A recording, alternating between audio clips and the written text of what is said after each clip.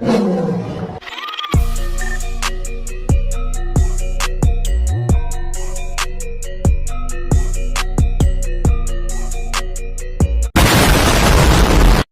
Diam! Tes. Cek lu. Ginggi, kabelnya tuntun iki. Ya bos. Ekone cilik nah. Oke. Ya pas banget iki, sip. Oke, selamat siang, selamat malam, selamat sore, selamat pagi everybody, dimanapun Anda berada. Di video kali ini, Kang Bro akan membahas tentang beberapa hero dari Land of Dawn yang berkaitan dengan Dieng. Sik, siapa saja hero-nya? Penasaran kan? Tanpa basa-basi, langsung saja kita ke videonya. Meluncur.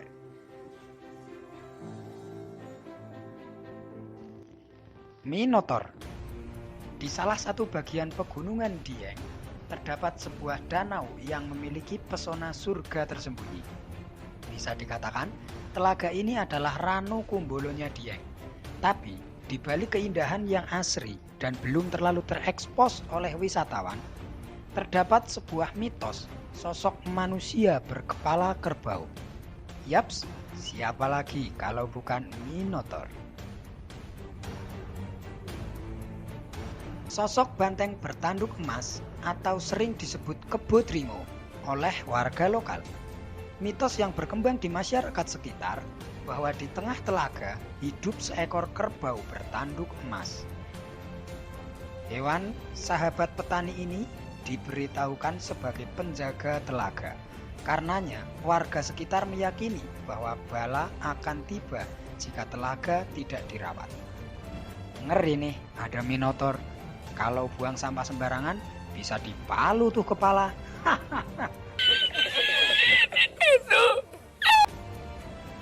Telaga Sedringo sendiri bisa dikatakan masih sepi dari pengunjung. Padahal objek wisata ini tak kalah menarik dengan objek wisata lainnya. Berada di ketinggian 2222 mdpl, Telaga Dringo menyuguhkan pemandangan alam yang sangat indah, asri, bebas polusi, dan tenang. Telaga Dringo terbentuk akibat letusan gunung pada tahun 1786. Pada saat letusan, gunung hancur dan menyisakan cekungan besar berupa kawah mati atau disebut juga dengan kaldera. Lama-kelamaan terisi oleh air hujan dan mata air yang muncul di sekitar telaga. Dringo sendiri adalah tumbuhan yang banyak tumbuh secara alami di dekat telaga yang kemudian menjadi asal-usul nama Telaga Dringo. Di samping itu, tepat di atas Telaga Sedringo terdapat Bukit Padang Ilalang yang memanjakan mata dan disuguhkan spot-spot sunset yang tak kalah indahnya. Dan di sisi selatan bukit terdapat 10 makam kuno yang masih menjadi misteri. Konon, makam tersebut adalah makam para ulama yang datang menyebarkan agama Islam di tanah Dieng pada masa Hindu-Buddha. Recommended nih. Di samping jalan-jalan, memanjakan mata, kita juga bisa ziarah ke makam ulama terdahulu. Siapa tahu juga bisa ketemu sama Minotaur atau Kebo Dringo. Tapi jangan buang sampah sembarangan ya. Nanti digotok pakai palu. Next. Gatot Kaca. Jika Anda lewat jalur Bekasiran, sebelum Anda sampai di Telaga Sedringo, Anda akan melihat kawah yang identik dengan nama si Om Gatot. Duh. Jadi pengen login nih. Ada yang mau mabar? Lanjut. Kawah Candra di Muka menurut cerita pewayangan adalah kawah yang berada di alam kayangan, merupakan tempat di mana Gatot Kaca atau anak Werkudara dan Arimbi direbus untuk menambah kesaktian dan kekuatan. Setelah keluar dari kawah, diceritakan kalau Gatot Kaca memiliki otot kawat tulang besi. Janda lewat, Kang Bro beraksi. Janda. Wait a minute. Who are you? Kalau kita yang direbus di sini mah bukannya sate, malah jadi telur rebus. Mitos lain yang berkembang adalah belerang dari candra di muka bisa menyembuhkan penyakit kulit. Terlepas dari mitos kawah candra di muka, para ilmuwan mengatakan bahwa kawah yang memiliki kontur atau bentuk kawah yang memanjang dan mengikuti aliran sungai ini berasal dari sesar atau patahan yang mengeluarkan uap panas, air panas, belerang, dan lumpur. Aktivitas pemanasan berasal dari hidrotermal. Sisa Gunung Jimat yang diperkirakan tidak aktif lagi ketika zaman Kuarter Tengah. Kawah ini sangat mirip dengan kawah yang berada di Candi Gedong Songo di lereng Gunung Kandalisodo. Kai, udut dengan udut garene kai, jekutna. Anane lintingan, Bos. Alah kesur apa-apa, lintingan akali enak. Udah, Bos.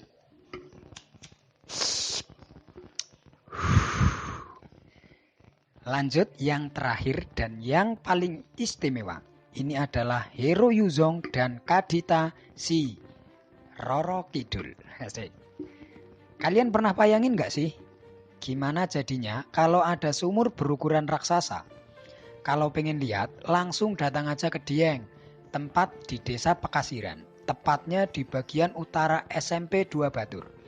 Terdapat sebuah sumur raksasa yang konon katanya terbentuk akibat hentakan kaki amukan si Gatot Kaca setelah diangkat dari kawah candra di muka.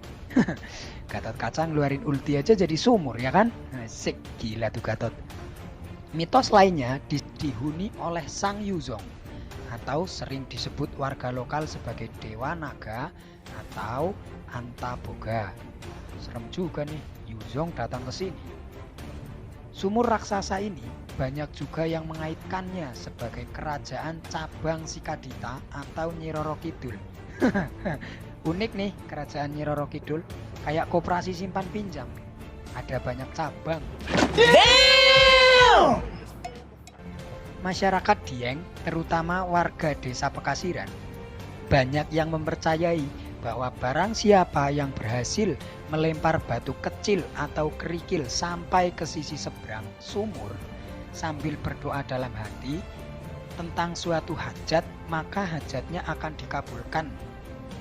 Yah, itu semua kita kembalikan saja ke kepercayaan kita masing-masing. Secara ilmiah, sumur Jalatunda ini terbentuk akibat letusan hebat jutaan tahun lalu yang kemudian menyisakan lubang besar dengan diameter lingkaran 90 meter dengan kedalaman hingga 100 meter. Wah, kebayang dong gimana dahsyatnya letusan itu sampai nyisain lubang gede kayak gitu. Gila, bener-bener land of dawn-nya tanah Jawa ya. Nah, segini dulu ya Parang Liengers yang beriman. Kalau Parang Liengers mau lihat langsung tempat bersejarah yang barusan Kang Bro sebutin, langsung aja gasken ke tempat yang tadi Kang Bro sebutin. Nah, tempat-tempat tersebut baru sebagian kecil dari destinasi wisata di Dieng. Kalau pengen yang lebih banyak lagi, Kang Bro lanjutin part 2-nya. Jangan lupa like, komen, dan subscribe. Kalau lupa, ya diingat-ingat dong. Dan jangan lupa aktifin juga tombol loncengnya biar gak ketinggalan info-info lainnya dari Kang Bro. Sekian dan jangan lupa bahagia everybody.